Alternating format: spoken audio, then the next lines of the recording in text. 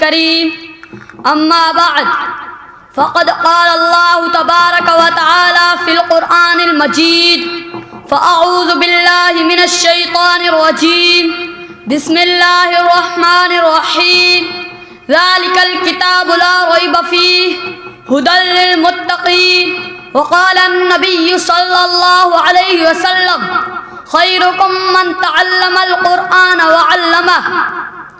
الہی رونق اسلام کے سامان پیدا کر، دلوں میں مؤمنوں کے الفت قرآن پیدا کر۔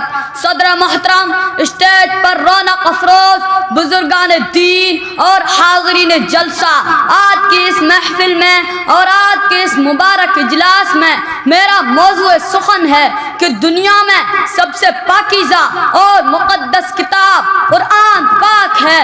ہمیں چڑھتے سورج کی طرح یقین ہے کہ اس کا ایک ایک لفظ سچا اور صادق ہے۔ وہ قرآن پاک جس کی زبان مقدس، بیان مقدس اور جو فصاحت و بلاغت کا ڈھانٹے مارتا ہوا سمندر ہے، جس کے بارے میں ارشاد ربانی ہے۔ قرآن وہ کتاب ہے جس کے صادق اور برحق ہونے میں کوئی شک و شبہ نہیں، جس کے بارے میں محسن انسانیت حضور پاک صلی اللہ علیہ وسلم نے ارشاد فرمایا، تم میں سے سب سے بہتر وہ شخص ہے جو قرآن سیکھے اور سکھائے۔ دعا کیجئے کہ خداوند قدوس ہم سب کو قرآن پاک کی دولت سے مالا مال فرمائے۔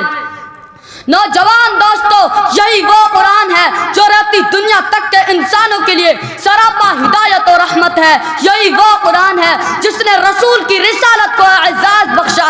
یہی وہ قرآن ہے جس نے پس مردہ قلوب کو تازگی بخشی۔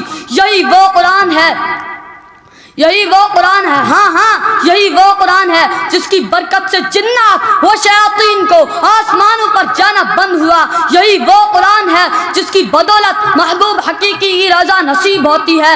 یہی وہ قرآن ہے جس کی بدولت عمر فاروق کو ایمان نصیب ہوا۔ یہی وہ قرآن ہے جس نے ذہنی قوتوں کو جلا بخشا۔ یہی وہ قرآن ہے جس کی برکت سے اجڑے چمن میں بہار پیدا ہوئی۔ محترم حضرات، آج کے اس نازک دور میں حفظ کلام کو فضول سمجھا جاتا ہے، اس کے الفاظ رٹنے کو حماقت بتلایا جاتا ہے۔ کہا جاتا ہے کہ اس کے الفاظ رٹنا اور بے سمجھے پڑھنا بے سود ہے۔